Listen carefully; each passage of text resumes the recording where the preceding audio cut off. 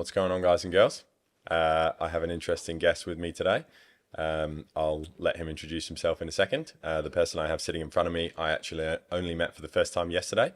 I listened to a very interesting keynote of his on some human behavioral insights and understandings, something of which I have a very keen interest in. It's something that is probably not looked at enough within the business industry, in my opinion. It's a very underrated hack that can produce some pretty profound results. And I think if you can find a way to wield that and utilize it to your advantage, you can produce some pretty insane results. So, Stuart, if you want to introduce yourself and tell everyone a little bit about who you are, what you do, and where you've come from. Thanks, George. Underratedhacks.com. That's where I'll be found.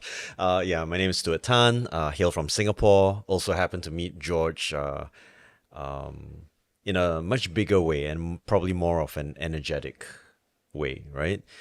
Because of the talk that I gave on bulletproof leadership. My basis and background has always been in psychology, so I've never wavered from that. I remember myself as a young and shall I say, uninterested performer of my studies academically, and it just completely messed me up. I became so disengaged, and I remember myself being so poor in my studies that my parents actually suggested for me to go to this boot camp to help me to learn how to study. And I was going like, WTF, right? And I was going, okay, never mind. It's a summer camp, so I'll just go. And this was back in 1988. I met my first trainer mentor by the name of Ernest Wong. Taught me everything I knew about accelerated learning. Skyrocketed my grades were like at borderline. Skyrocketed myself to first position in class the very next month. And then I never turned back. It was like, okay, learning's fun, easy, cool to do. And I stayed on that track of learning to a point where I emulated all of that, capability of speaking. It was difficult at first because I had a huge amount of anxiety doing it. And over the course of the years, I started doing my very first live event was 115 people in a lecture theater in my junior college. I was invited back to talk about my academic success. Fell in love with it.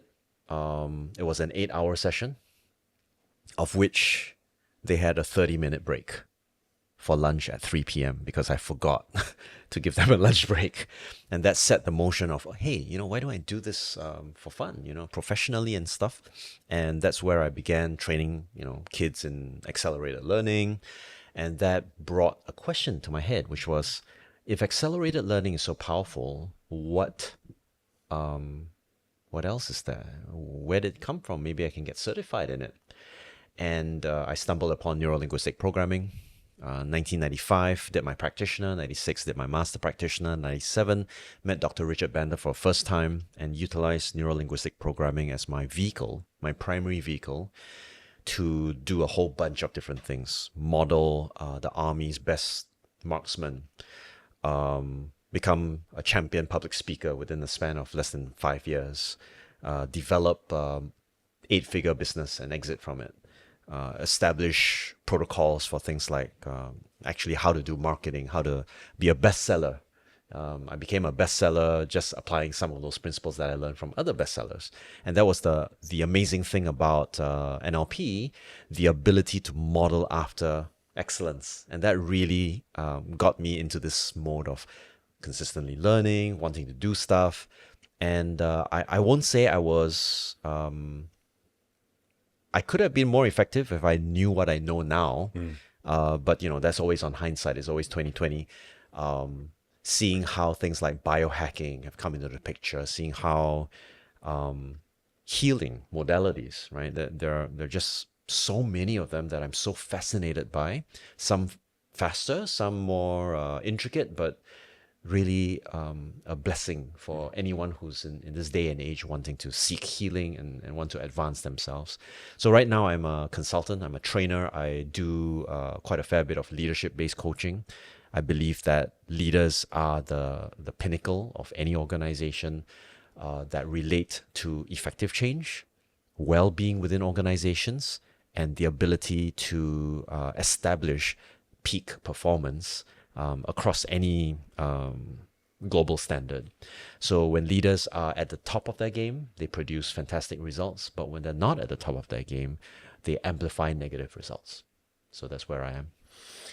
Yeah, it's interesting, right? I think to expand on something you said there, maybe this is relative because it's turning a light bulb on for me in my own journey. When I left school, I grew up in an environment where you needed to go to school to get good grades. And if you didn't get good grades, you were going to be a failure. And I grew up in a household where my mum and dad, engineers earn good money. You should be an engineer.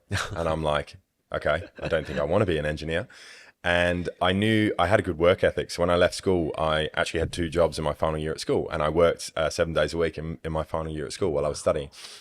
And I left school and then I did a plumbing apprenticeship and I became a plumber. And I dug trenches and shoveled shit for 4.5 years. And throughout my plumbing apprenticeship, I remember having lots of insights about, I can't do this forever. This can't be it. I can't just be a plumber for the rest of my life. And I ended up leaving plumbing. It was actually, I got my contractor's ticket. So it's where you can work for yourself and run your own plumbing business. And I got my contractor's ticket and my boss at the time, he actually put me on a bit of an average wage. Considering I was a tradesman, I thought I was worth more than what he put me on. And he put me on this wage. And on the day he put me on this wage, I went, okay, that's it. This is the end of plumbing for me. And I started working in the building industry after that. And I worked in the building industry from 2015 through to 2021. And in 2018, I had a few side businesses over the years. I looked into e-com, wasn't really my jam. I had an inflatable photo booth business. So, you know, when you get a photo booth and you print your Polaroid out, I got like an inflatable cube that I put the photography machine inside, and I used to rent it out on the weekends. And that was kind of my exposure to, hey, like I can earn an extra $1,000 or $2,000 this week if I do a couple of photo booth jobs. So I kind of had that sort of like, you know, I'm not a huge fan of the word, but like the entrepreneurial spark from a young age. I had, as I believe most human beings do, a kind of innate knowing that everybody here can do, be, and have more. There's a little thing inside of you, call it what you want, the inner child. There's something going on inside of every human being, I believe, where you have a deep knowing that you can do, be, and have more. You don't need to know what that looks like, but you have that sense of knowing. And I had that for a long time. It was like a burning desire. And in 2017 or 18, I forget which one, I watched a video on YouTube, and it was a video of a guy on the eastern coast of Australia, and he was taking delivery of a 2008, it must have been 2018, he was taking delivery of a 2018 Lamborghini Huracan, and it was a collection video. And I watched this video start to finish, I don't know how many times, a few times. And I had a couple of realizations. And one of them was, okay, this guy's not that much older than me. And he's taking delivery of a 2018 Huracan. And I don't have a Huracan. And I'd like a Huracan. So whatever he's doing, I need to learn from him. Right. And it turns out that he sold an info product. It was an educational platform on how to trade the foreign exchange markets. And I had my little, I had some air freshener business. I had my photo booth business. I was working in the construction industry. And I just stopped it all. And I was like, okay, I need to learn how to trade immediately. And I'm going to use that trading the foreign exchange markets to quit my 9 to 5. And to expand on your comments before, about 4 weeks into that foreign exchange trading education, I very, very quickly realized that what I was trying to learn had absolutely nothing to do with candlestick formations, patterns, trend lines, support and resistance, and a hell of a lot going on with what's going on upstairs. And it made me realize, okay, I've got some personal development work to do. And throughout my sort of early 20s, and I guess this ties into some of the stuff you do as well. Throughout my early 20s, I had a lopsided perception that my father had placed an expectation on me, and it was my job to live up to that expectation.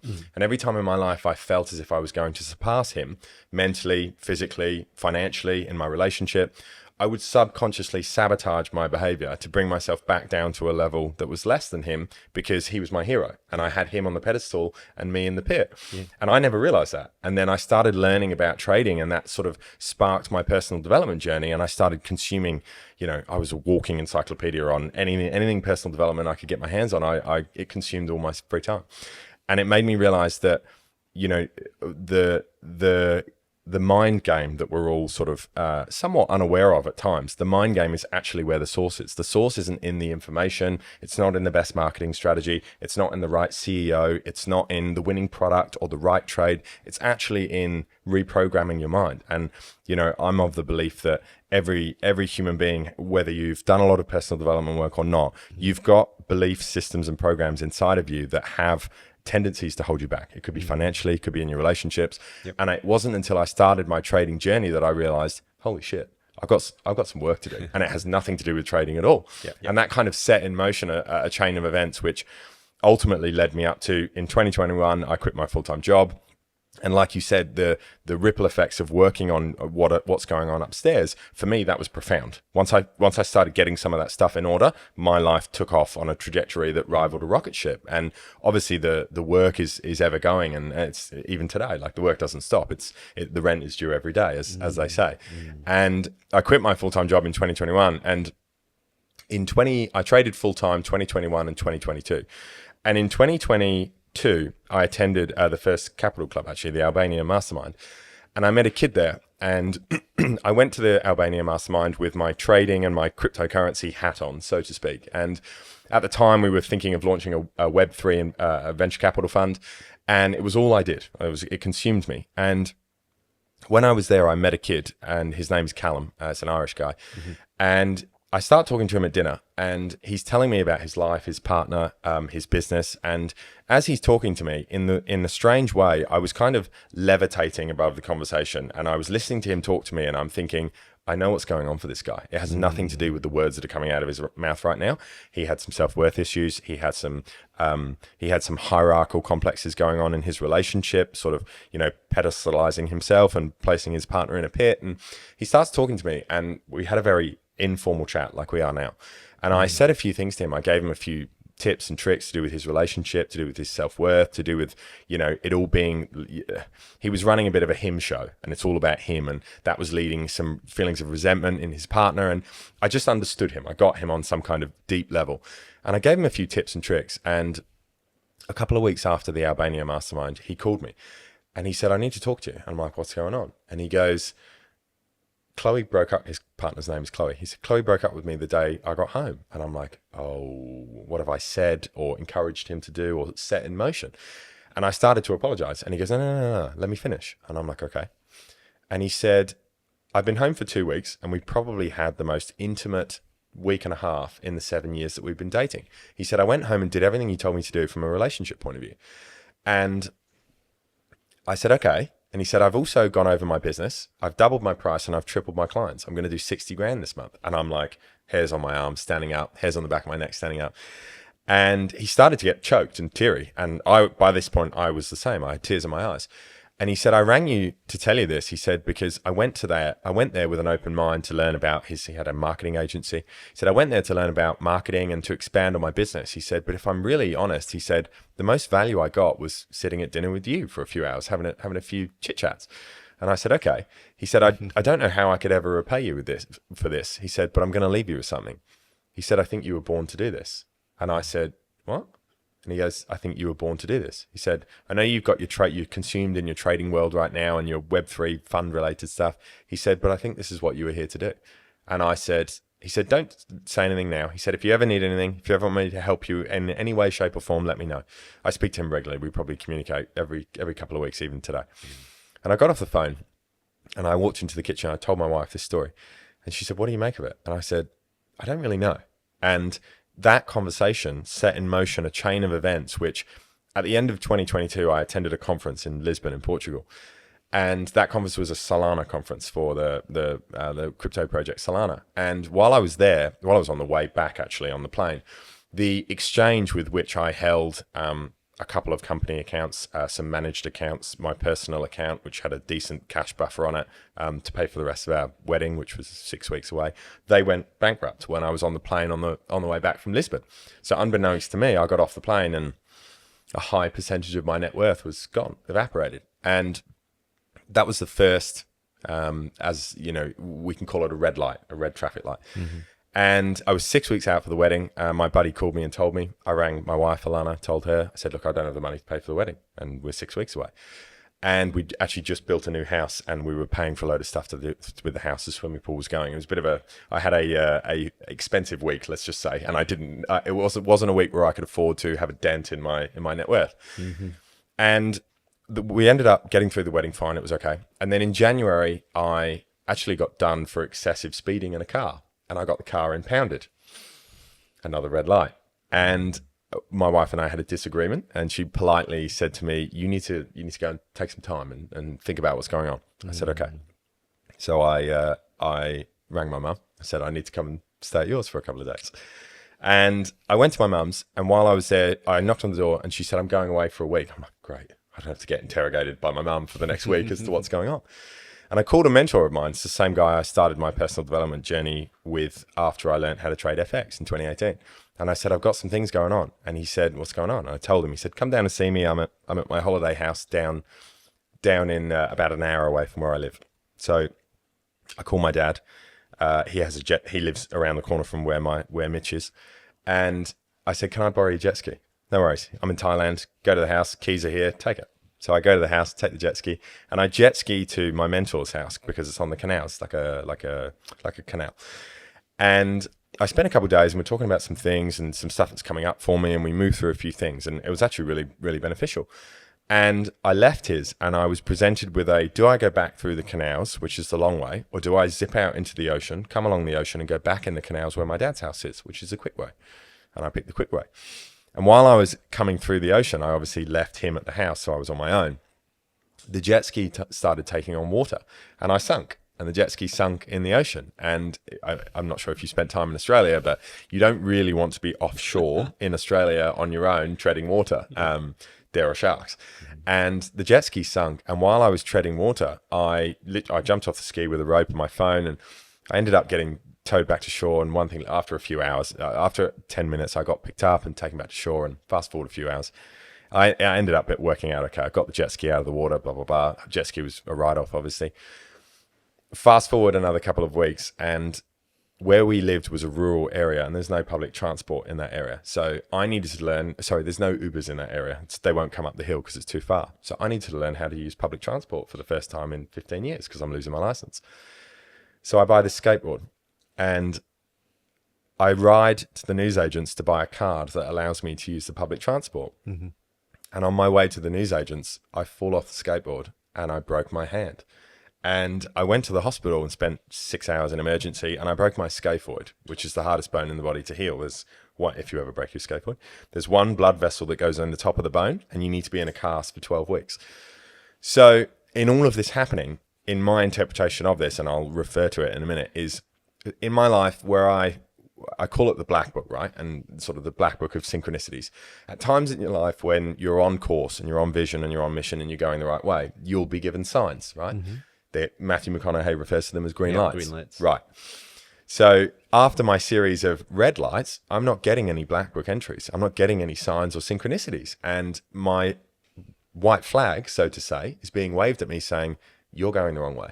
Mm. Whatever way you're going, it's not this way. And I sat with my mentor again, and I said, all of the things that I place emphasis and meaning on outside of myself, e.g. my wealth, e.g. my car, to me, when I was a teenager, I had a perception of a lack of freedom. So the car for me was the freedom ticket. Once I got my license, it was a mountain bike when I was 13. It was a car when I was 17. That was my freedom ticket. And I attached my freedom value to the car. So the wealth goes, the car goes, which is flexibility, freedom in the car. And my other big thing that I'm big on, I love to exercise. I consider myself quite a healthy individual. And my health goes. I'm in a cast. I can't exercise. I can go to the gym, but you can only train so much legs, right? I also can't get to the gym because I've got no license. So I sat inside for a few months and I couldn't go anywhere. I was struggling to make ends meet, and my health was, I was in a cast. I couldn't do anything. And it was a exercise in showing me that me placing emphasis and meaning on things outside of myself, which, I'm not a religious person, but there's an interesting religious quote, and it says, the kingdom of heaven is within you. Right? A lot of the time, and this was my lesson from it all, was we spend so much time and energy looking for things out here, perceiving that the answers to our problems, the things that we struggle with are out here. what I realized is that more often than not, you don't have to look much further than what's within. And obviously those series of red lights that led me into a conversation with a mentor of mine, the same guy I spoke of before, Mitch. And he said, so what are you going to do? And I relayed the story of Callum in Albania. And he said, right. And I said, he didn't pay me any money. And I don't know what happened that day, but whatever that feeling was of making a meaningful and positive impact in another human being's life, if you told me tomorrow, we'll pay your bills, you can live in a nice house, you can go on a couple of holidays a year, you don't have to stress about money, and you'll be comfortable for the rest of your life, but you've got to do that every day. No worries. I'll start tomorrow. Sign me up. And he said, I think you know what you need to do. And I said, interesting.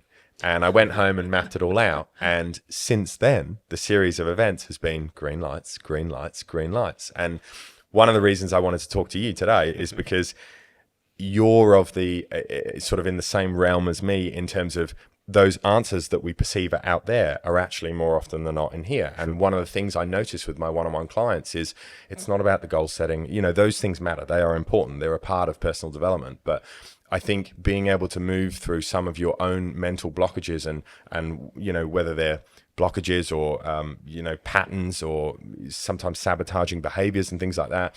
For me, that has been the most beneficial thing that I've ever done personally. And it's something that I notice with my one-on-one clients is that when they struggle with things, most of the time they struggle because they're encountering some kind of blockage. And, you know, as a facilitator and as a mentor to them, it's my job to help navigate them through some of those blockages. And I know that you have a variety of techniques in order to do that. And, you know, if we can explore some of those techniques and what you encounter with it, because that's what I've noticed in my own life. And, you know, it's what I notice with my clients. And I actually think it's a very underrated and underspoken about part of personal development. Oh, yes. Most people will just brush that under the rug. You know, we're both men. It's actually not that common for men to show their emotions. You know, you put the self-righteous persona on and everything's okay. When in actual fact, there's some real golden nuggets hidden under there. You just need to go and have a bit of a look and a rummage around. And if you can move through that, what sits on the other side of that is normally a profound insight or a business deal or an opportunity or, you know, a new level of understanding. Yeah, absolutely. I mean, that's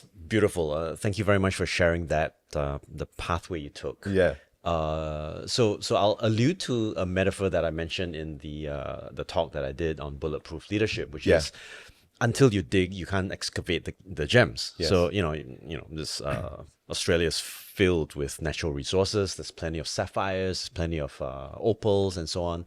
But digging is probably one of the most difficult and grueling tasks ever. It's because as you're excavating, you're digging through a whole pile of dirt and mud and dust and all of that kind of stuff.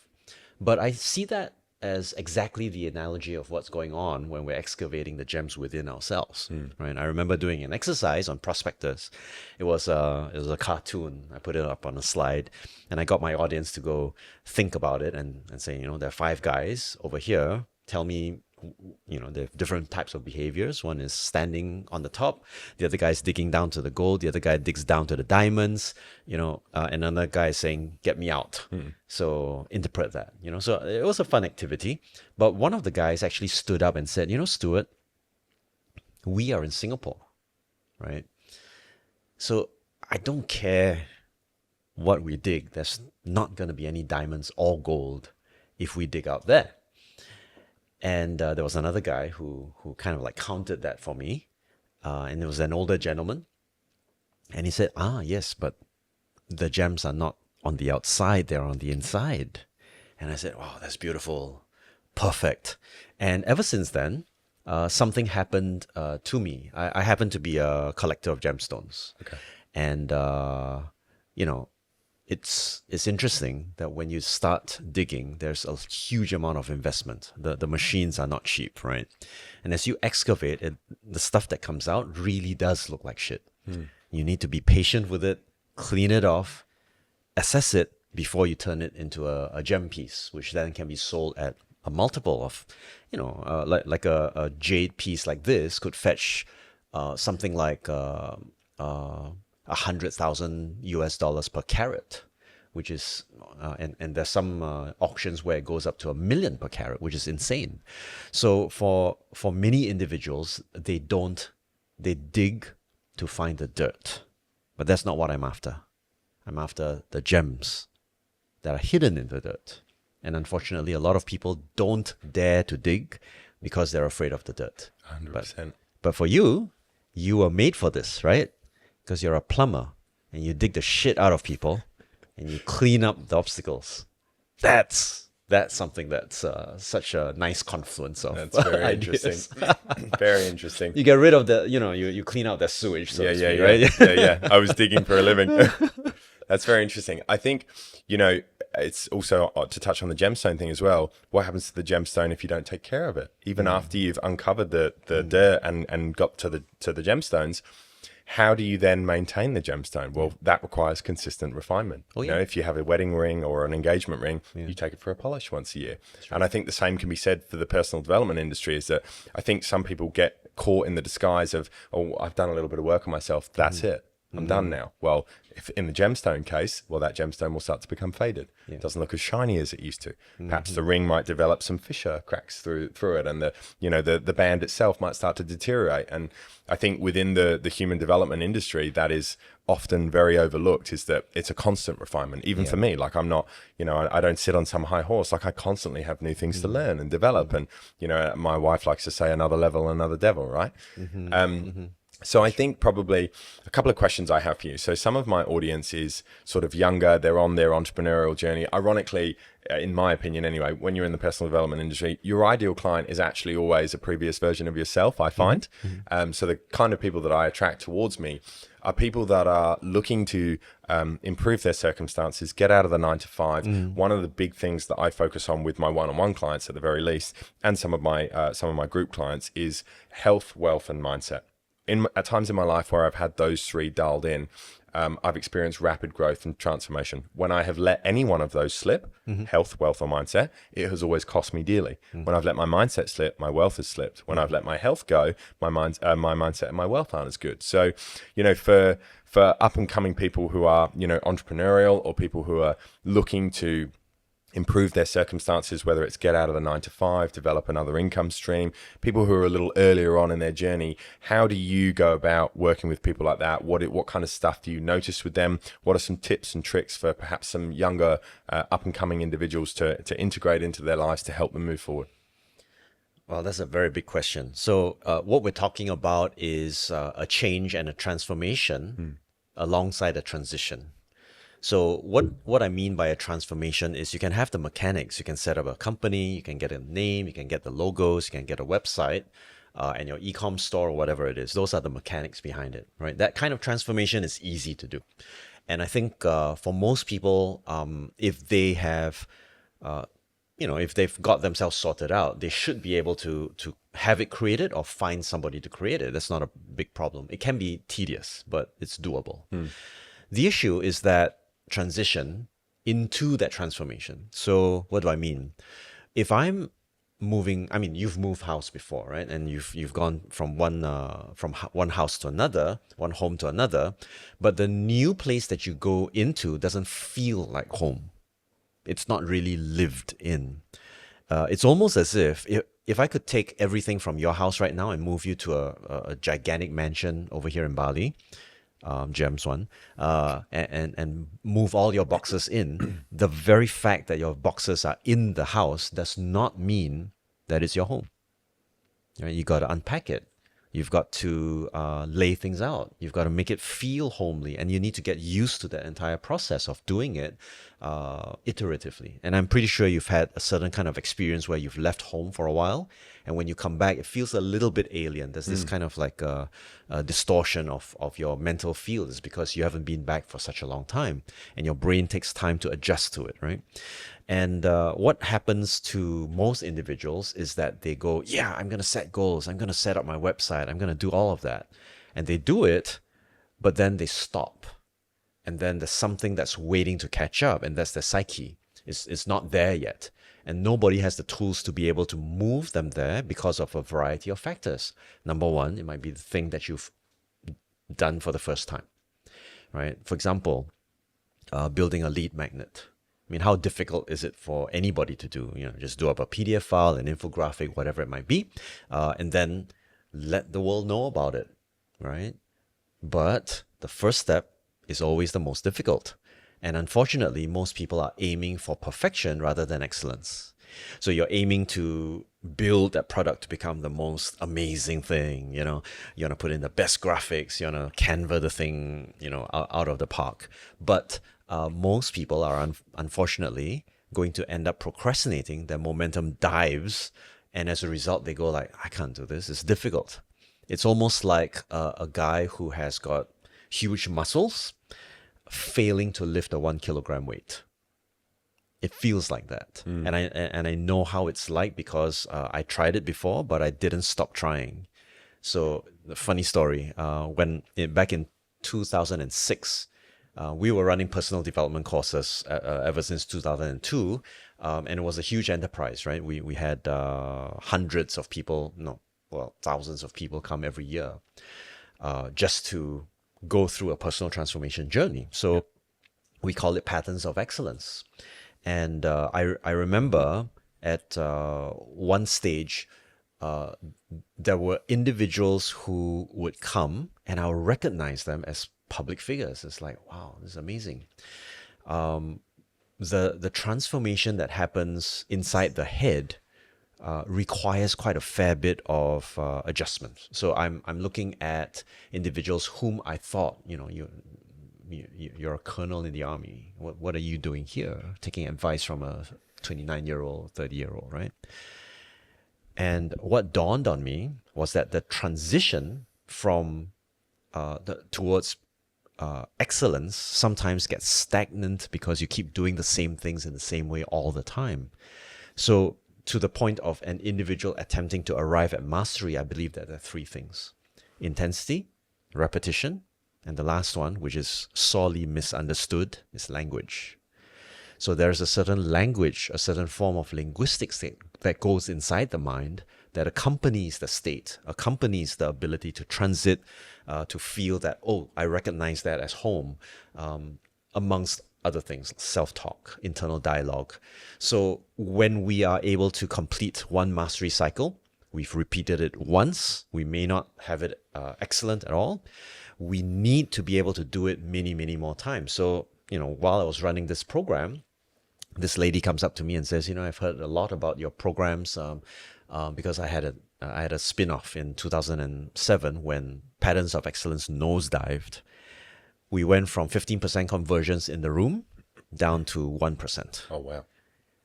And I thought, how do we bring it up? And there was this very well-known internet marketer back in the day by the name of it's the late Corey Rudell, Internet Marketing Secrets. So I bought that home study course, dived into it. And what was amazing was within the month, we brought it back to about 12% conversion.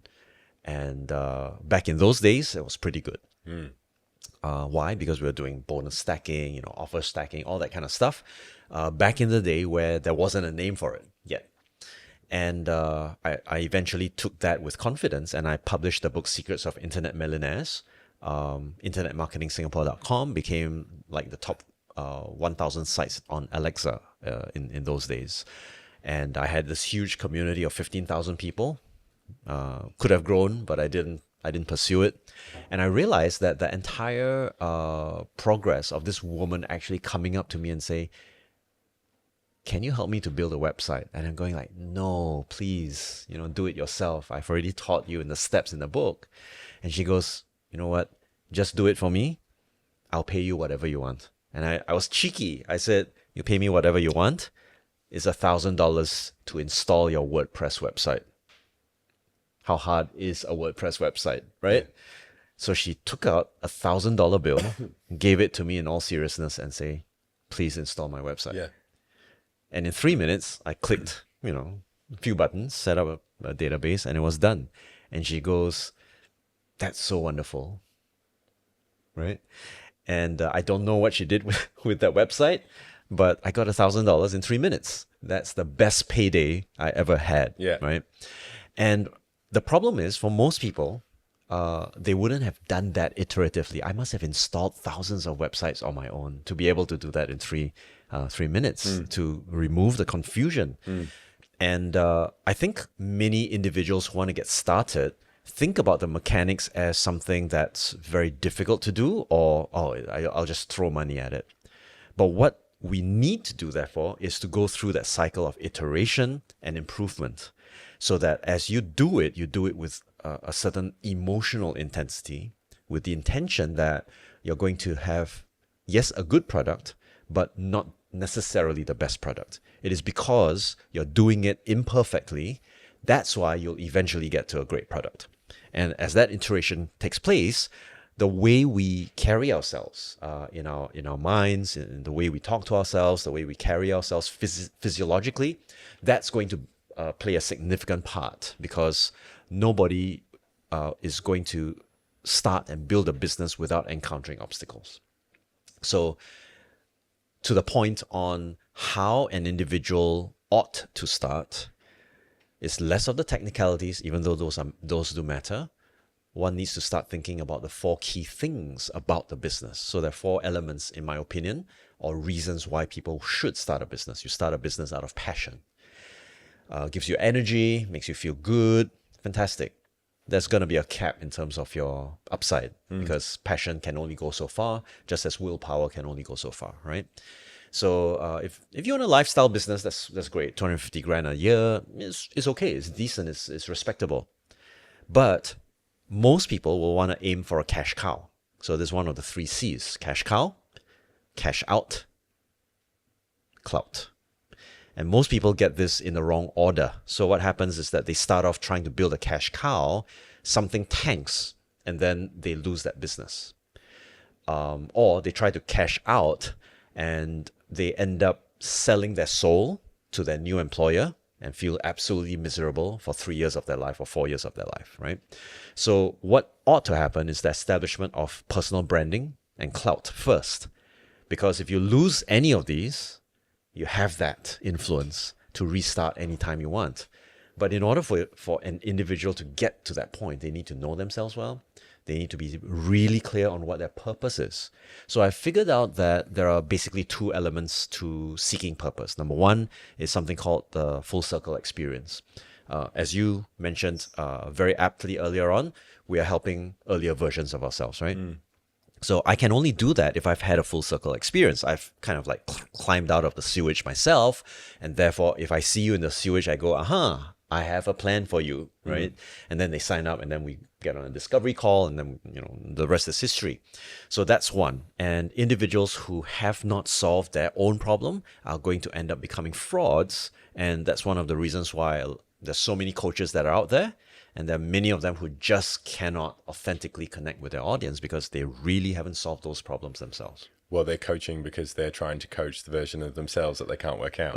and that too, right? So that's one. The second one is about dealing with injustices. So you see something that's an injustice, you don't like parents smacking their kids in public, you get angry about it, and then you use that moral high ground to go out there and then create an audience that also resonates with that emotion.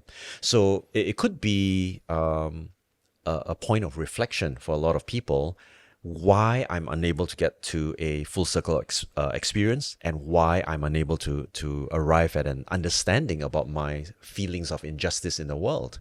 It's because I've not excavated enough. And by being able to go deep inside and starting to do a little bit of reflection, I typically look at childhood.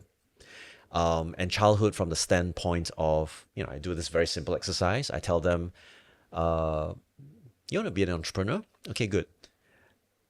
List down the top 10 traits of 5 people who were your primary caregivers, right? It could be a teacher, it could be someone who was like a hired helper to the household, could be your parents, grandparents, whomever, right? So make a list, and this takes a little bit of time. They make a list of the traits of these people. That's part 1. Part 2, they make a list of the traits of the people they aspire to be. So it could be, I don't know, Barack Obama, Oprah Winfrey, whatever, right? So they list these traits. And what happens is that many of the positive strengths that are available for entrepreneurship will show up in the former list, as well as the stumbling blocks. So I'll make them curate your top 5 strengths, right? Positive qualities that you see in these people because they imprinted these on you. And take a look at the negative traits. And the question is, do you believe that you also own these negative traits? Most of them will gladly own the positive traits, right? Hey, I'm the man. But when they take a look at the negative traits, most of them are sheepish. They know, I'm bad-tempered, I'm lazy. Things like that. And I go, let's take a look at the latter, where you've got all of your role models, right? And I ask them to distill the top 5, and I tell them to say this to themselves and write this to themselves. I was brought into this world to experience negative trait 1 to 5, but I'm supported by positive strength 1 to 5 so that I can be a person of role model trait 1 to 5. And when they read it to themselves, you see this emotion, right? They tap into passion, they tap into a sense of transformation because it's so visceral. It's like, this is who I am. This is my moment, And when they have that energy, we utilize a variety of things like anchoring in order to get them to remember this state. And I've always believed that it's not about avoiding feeling good. I mean, a lot of people do it wrong, right? I mean, I did it wrong previously. I'll chase after hedonistic tendencies like, I just want to feel good, so I'll go do that. But these days, I say, if I want to do that, I feel good first, then I do that, whatever that thing is. It could be, heaven forbid, doing your income tax statements, doing your tax returns, doing something that you don't like, working out, maybe. So putting yourself in a good state always helps you to combat or look through the lens of why that thing, which might be very difficult to do, is actually worthwhile to do. And because entrepreneurship is really about doing a lot of difficult things. So once we get into this space of, okay, here's my identity, here's how I identify myself, my resources, let's take that and bring that to bear on the entrepreneurial journey that you're attempting to set yourself on. What most people do is they go like, what business model can I copy? And then they lose themselves when they have a business, which is terrible. It's like, and that's why there are so many miserable millionaires. It's interesting, right? I've done similar exercises with some of my guys, and you touch on starting a business just to clone a business for the wrong reasons, right? Is it just to make money? Oh, well, it's doesn't really have any core purpose or, any sort of value understanding driving that business. And one of the things I do with my one-on-one guys is we find out what they value. We find out what's actually important to them. And it's not quite exactly the same as the exercise that you mentioned, but it's very similar. And it looks at, what you got from your teachers and your unsung heroes when you were younger, but also what you perceive is missing, but when you were back there. And what you perceive is missing will normally give way to what you hold in high regard, right? If you have a lack of safety or security as a child, there's a better than average chance that will be very important to you, and sometimes that can drive some of the current career choices as well, in terms of, a teacher may have a lack of understanding as a child, so they seek to help people understand things and things of this nature. So I've done similar exercises to that with my clients. And, I think I did a podcast a couple of weeks ago and actually spoke about this. I think it's also about demystifying, I think online, in terms of the online business world, people think, oh, I've got to learn e-commerce. I've got to learn trading. I don't disagree with that. For me, that worked in my life. I needed a vehicle to get me out of the 9 to 5, and that worked for me. And there's nothing wrong with that. But if you can tap into what it actually is that you're authentically here to do and double down on that and build a business around that, my God, that business will fly. Yep. And, for some of my one-on-one guys, specifically, there's one individual, he has no interest in trading, has no interest in e-commerce. What he's really passionate about is development, commercial developments. And in the 13, 14 months we've been working together, he's gone from having a bit of an idea and a concept to, I think he did tell me the other day, I think it's about $30 million worth of construction development in the pipeline. And all we really did there was get clear on what his values are, find out where the gems are for him in terms of, is he starting a business for the wrong reasons? Well, no, actually in that scenario, he's not. And he's got unlimited motivation, unlimited inspiration. It's not this, slugging it out mentality of, I've got to get out of the 9 to 5. For him, it's, I'm channeling some sort of source energy coming from, being authentically inspired about what you're supposed to be doing. And I think that's a lot. I think that's a big part of it. People start a business for the wrong reasons that they're not inspired about, that isn't really important to them. It's just a vehicle, and they wonder why they can't see it through.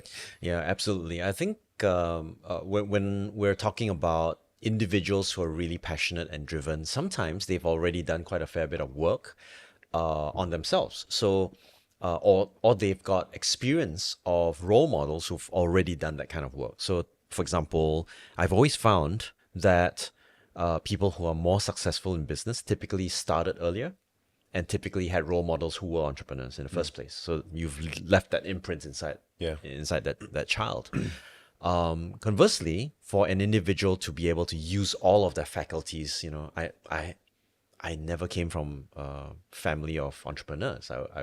And arguably, I can't really call myself an entrepreneur. I'm really an educator, But I did come from a long line of educators. And if education were to be commercialized, then that's a form of entrepreneurship, right?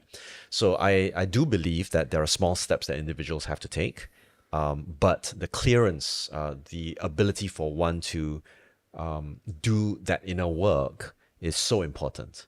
I remember starting the business and thinking, within the first financial year, we made our first million. And, we're thumping our chests and thinking that we're so awesome. And then the universe throws a curveball at you because you chose this. Let's see whether you can place your money where your mouth is, right? So 2004, we encountered the betrayal incident, which I shared on stage, lost, a huge amount, right? Betrayed by the people whom we loved, we wanted to nurture as our next generation. And, I remember sitting there depressed because I was like, what did we do? It's not our fault. It's them. They stole stuff from us. And, my business partner was also quite, devastated by that because they literally cheated him into signing a contract where they could get away scot-free. And I remember that conversation the day after. We sat down, we said, let's just close this. Right? Or he told me, people don't appreciate us, let's just close this. And the funny thing was, we were running a program that evening called Patterns of Excellence. And within Patterns of Excellence, there's some of our own dog food we had to eat. Like, there's no failure, only feedback, everything happens for a reason. If it's possible for others, it's possible for you. It's just a matter of strategy. And all of these things, as we were going through the outline for that evening, we started bursting out laughing because it's like, yeah, we got to do this, right? And it gave us a little bit more of that clarity of congruence. And I think congruent vehicles match congruent identity, and that's where that amplification takes place. And unfortunately, I think a lot of people don't know how to get to identity quickly. And they think it's like this very long journey of trial and error. Or if e-commerce doesn't work, then I'll try publishing. If info publishing doesn't work, I'll try this, I'll try that. And it takes quite a number of years for people to really uncover that. But one thing that you mentioned, and I'm not sure how attuned you are, to doing that or working with that, because you alluded to that twice. The first one was when you're working with Callum and you said that something, you're kind of like floating. And the second time where you said that you're kind of like opening up stuff for people so that they can connect with their maybe higher self. Yeah. We can get around to that. To me, I feel that successful performance is nothing more than potential, which is all of that, minus interference. And the problem is the gems are already there. It's the interference to the gems, like your soil, the granite, all of that stuff that's in the way, right? So it must mean that if we have infinite potential, we have close to infinite interference. And my job is not to boost your potential. My job is to remove the interferences that I can see. And that's a lifetime's worth of work. Because there's so much that needs to be excavated, right? And for what? To prove that, oh, you've got diamonds there? Well, not everyone is a diamond. I've told a lot of people that, there are many places where you can get many different kinds of gemstones, but you may not find diamonds. And even if you find diamonds, if you find diamonds, you need to cut it in the right way for it to brilliantly shine. But does that mean that I discount the emerald? Do I discount the ruby? Because rubies are crazy in terms of price, right? I mean, we're talking about millions per carat, which is crazy. But do you cut a diamond the same way as you cut a ruby? And the answer is you cannot, because a ruby will not shine. Therefore, different strokes for different folks. And that's such a beautiful metaphor. I'm actually in the process of coming up with a script called a Cut Above the Rest. Okay, cool. I like that. I like Right. the title. So it's one of those where we give ourselves a chance that, yes, I'm excavating. I may not be a diamond, but I sure as hell have something, and that's something that people need to believe in. And even if they don't believe in it, they need to find a community. They need to find mentors, coaches who believe in them. And I think that's about standing on the shoulders of giants. And sometimes that helps a lot too. So individuals with that kind of a mindset,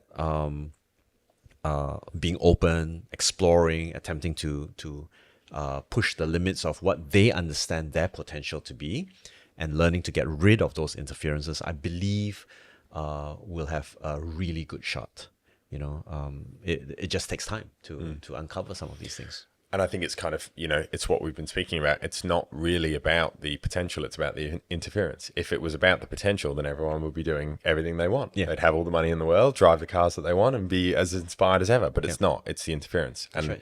For different people, that interference can be from childhood. One of the things I say to some of my one-on-one guys is, you need to do a bit of a deep dive into your life, because at the moment you'll have commitments and obligations, and you will meet the obligations of those people around you before you meet the obligations of yourself. The most important person in your life is yourself, yet you're on time for work every day. You'll go to family dinner twice a week. You'll go to so-and-so's bachelor party or attend the wedding. But when it comes to meeting your own obligations, all of a sudden all this interference comes to the surface. Yeah. And Which is interesting, because I've taken a look at calendar software. yeah, And calendar software is always about tasks for other people. interesting. It's never prioritized, like, okay, block off time for yourself first Yeah. before you can actually put anything up for anyone else, like a meeting or whatever it is, right? It's always taking care of stuff outside rather than taking care of stuff inside. I'd never thought about it like that. That's really interesting. Yeah, and most people's calendar is stacked with obligations for other people. There you go. Very interesting. So Very, if, very if interesting. we reverse that and we go, okay, now we're going to time box this to improve my e-com skills, my trading skills, my badminton skills, whatever it is, right? I think a lot of them will probably start seeing the value of investing in oneself. As you mentioned, it's easier to invest in a car, a piece of property, or even a better shirt, than to invest in one's personal development, right? And it's to me, I think at a societal level, I think we've been brainwashed in a very drastic way to sell our souls, right? And we need to reclaim our souls in order to even have that opening up and this so-called spiritual enlightenment. I do believe that entrepreneurship is a calling. And only until you unlock the limits of one's connection with universal force, like you were talking about red lights, how do people actually recognize red lights? Or are they just asleep, So tell me about your experience. And I'm pretty sure you've had some of these experiences, because you're mentioning quite a number of them already. Spiritual experiences, whether it's your own or the unlocking of some of your clients and your students. So, okay, so I'll leave the saucy one for last. My interpretation of spirit. So I actually ask my clients this. So when I help them set goals, I break them down into 7 areas: mental, physical, spiritual, social relationships, financial, lifestyle, and career and vocation. And I always ask them, we'll get to spiritual and it'll be the one with no answers. And I'll say, well, what does spirit mean to you? And they'll tell me, and I'll say, well, this is what it means to me.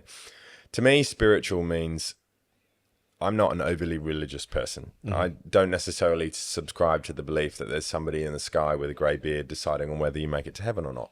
It's a black beard, by the way. Yeah, potentially, who knows?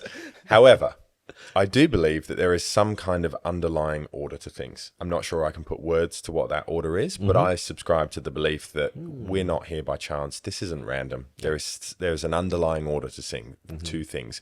Whether that is a universal thing, a planetary thing, I don't really know. But there's something going on that we can't explain that has an overall design to it. Call it God, call it whatever you like. Yep. That's what I subscribe to the belief. And for me, times in my life when I've had spiritual experiences have kind of been when I've been connected to a experience which reminds me of that. So for example, when I have a process that I take some of my clients through, and it's a process that I learned from a mentor of mine, and it's about reframing their lopsided perceptions on things that have happened to them in their life. Most of the time in their past, can be from parents or guiding figures, people who they looked up to as a younger man or woman. And I've taken a few people through that process now, and it's about reframing their belief system around most of the time it's a negative event that they've tagged, and that negative perception has become their identity now. It forms their story. They'll tell you about it within 10 seconds of meeting you, and it's their modus operandum. And being able to watch people move through that process and seeing the difference and the neurological shift that goes on in their brain when they realize that, wow, that was actually giving me everything I need. That was enabling me. That was serving me. That happened exactly as it should have, perfectly divine and right on time. Taking people through that process and seeing that, I've had that done to me multiple times. It forms the basis of a lot of my personal development work. And to be able to now give that to other people and show my clients that, for me, is a spiritual experience, because I'm having some kind of connection to, actually, there is an order to things, and I just didn't see it that way. And you mentioned as a society now we're kind of we're being indoctrinated a little bit. I think that's a part of it. I think a part of it is shying away from a lot of your emotions and just burying that treasure chest and never digging up the dirt. And part of the process that I learned from a mentor of mine is about polishing those gems. Like that process is a gem polishing process, because you mentioned it, not everybody's an entrepreneur. Of course not. Some people have diamonds, some people have rubies, some people have emeralds, some people may just have a nice little gemstone set. May not be anything specific, but finding those and helping people to polish them and coming to that understanding and watching somebody have that shift. It's happened to me multiple times, and I've been able to facilitate that with some of my clients a number of times. And I won't explain exactly how the process works, otherwise it'll spoil it for anyone that watches this and ends up having it. But it's about a series of questions, and that questions allows them to reframe the narrative that has controlled them for so long. And for me, taking somebody through that process is a spiritual experience. It's like some sort of connection to a source energy, whatever you want to call it. And it's some of the most profound stuff. Having it done to me was the most profound thing that's ever happened to me. Doing it to somebody else now and witnessing that is a hugely profound experience. And it kind of ties into like my understanding of what spirit is, which, I've facilitated some breathwork sessions, and it's a similar process. When you watch people remove some of this story, some of this ego, some of this chatter, and tap into some of that source, it's very profound. For me, that is some of the most profound work I've ever done.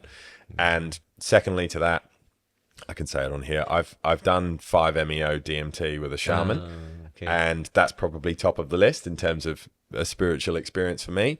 I had an understanding of what I think consciousness is. Nice. I think consciousness devolves itself down into the physical form in order to actualize itself, and when left to leave the physical form, consciousness is ever expanding. And I think my DMT experience was an experience of that. And I got to experience what consciousness is like when left outside of the physical form. And for me, that was the most profound experience I've ever had in my life. Absolutely. I think what has happened is that there has been a transmutation of sorts. And what I see in most psychotherapeutic techniques or NLP techniques, amongst other things, is that first there needs to be a shift in perspective. All right. So the method that you're talking about in terms of getting a person to reframe, reframing is actually everything and unfortunately a lot of people don't realize that it is everything. Just me stepping into your shoes, that's a form of a reframe. Me saying positive words to myself, that's a form of reframe. But there needs to be a fundamental reframing that takes place. Whether I get a person to view a sensation as that used to feel like it's against me, compared with now thinking about what might happen if I think it's for me. A subtle shift like that creates that reframe. The second thing is the reframe needs to generate a shift in emotional state, right? So I frequently work with emotional states as if they are human beings, right? Some people call that parts work. Some people call it, just inner voices, but I treat them as if they are personified. So you feel anger, okay, bring anger out and let's have a conversation with it. And all of a sudden, the perspective shifts, the emotion also shifts. You're in a metacognitive state right now. You won't be able to feel the anger. You can sense the anger, but it's distant from you because of the dissociation. And finally, there needs to be a resolution. Now, a lot of people get this wrong. I don't use techniques to solve your problem. I use techniques to help you arrive at a resolution. And it may mean acceptance of the problem. I've been fighting for so long against this breakup of the relationship. And I can't imagine what it's like to let go.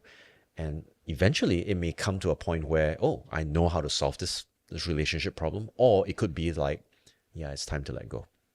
Right. So I think there's this misnomer about, here's a technique and help me to heal and all of that. What we're doing is we're utilizing quantum realities because we can take a look at not just one individual reality where, I was hurt, but behind the hurt, there were other things. You were loved even though you were hurt, and it's happening at the same time. You could have 15, 20, 30 different types of interpretations of that reality. And that makes the therapy more interesting, more dynamic, more maybe even visceral for the individuals going through that process. Because they're no longer seeing things in that view of reality, but this other view of reality, which spins forward a new possibility into the future. And that's what I'm actually looking at. That's basically the premise of everything that I do, is that we're not actually looking to change that, are we? We're looking to see how it enabled you, what it gave you, how it's given you everything you need today and put you in the place that you're in right now. And, when you frame that out and say, if I could go back, I'd actually change it. Well, then it's fractured, isn't it? It's got a condition attached to it. It's done this for me, but, I wish it hadn't happened. Yeah. Then there's a door that's been left open there. Yeah. If you can close that door and say, do you know what? If I could go back, like for me, the story I shared with you at the start, I would go back and I would relive that exactly the same as it happened. Why? Because it gave me everything I needed. Because it showed me that you're going the wrong way. And maybe one red light wasn't enough for me to see it. Yeah. So actually I needed 3 or 4. It was a little uncomfortable at the time, for sure. But, everybody's life is a series of events that has you in the perfect place that you're in. And it's about coming to terms with the fact that having that fractured perception of it in terms of, I just need to sort this out and change this and wish this didn't happen and bring them back, and all of these open doors. If you can start to close some of those doors, how has it enabled me? What's it given me? How's it serving me? Why did that happen for me, not to me? That's right. People are caught in their circumstances. You're not a victim of your circumstances. Actually, life has your back. Life is giving you what you need on a gold plate. It's just sometimes we're too blind to see it, right? Well, now that you mentioned gold plate, I think I'll finish with this analogy. The first thing is, on stage, I mentioned something called kintsugi-do. And kintsugi is a Japanese art of healing broken antique vases and bowls with gold lacquer so that they look more beautiful than when they first emerged out of the kiln.